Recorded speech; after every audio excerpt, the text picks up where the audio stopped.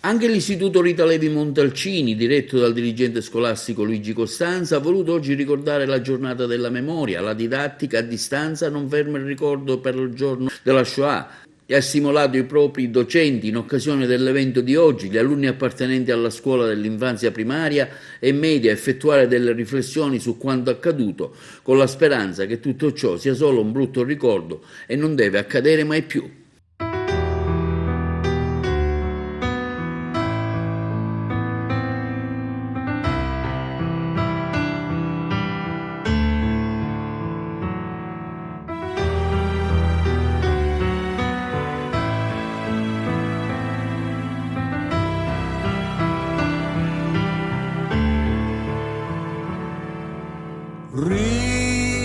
Rinascerò,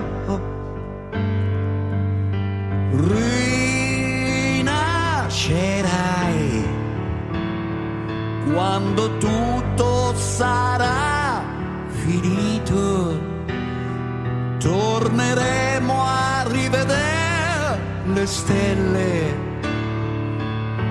Rinascerò, rinascerai.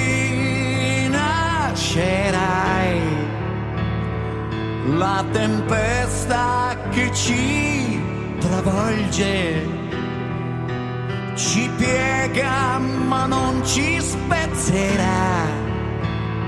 Siamo noi.